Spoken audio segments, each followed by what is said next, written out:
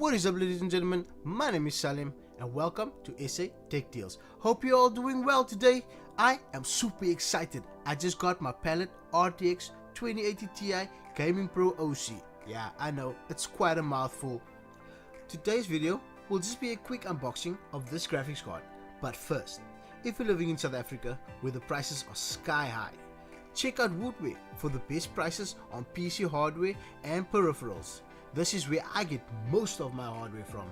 So check out woodware.co.za, you won't be disappointed.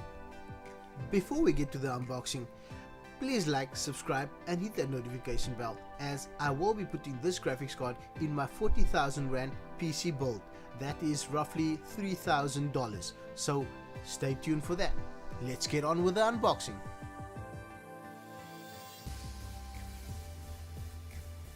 So as you can see, it's just a plain old black box on the inside. So let's open this baby up.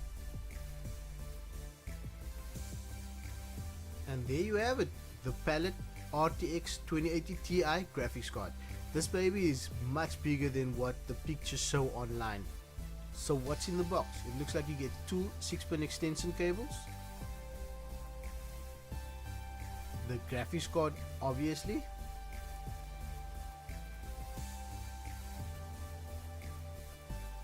a Palit quick installation guide, and a driver and utility CD, which I don't really use because I just go online and download the latest drivers. And that's it, nothing else in the box. Let's move on to the graphics card. Okay, so let's remove the anti-static bag and have a closer look at the graphics card.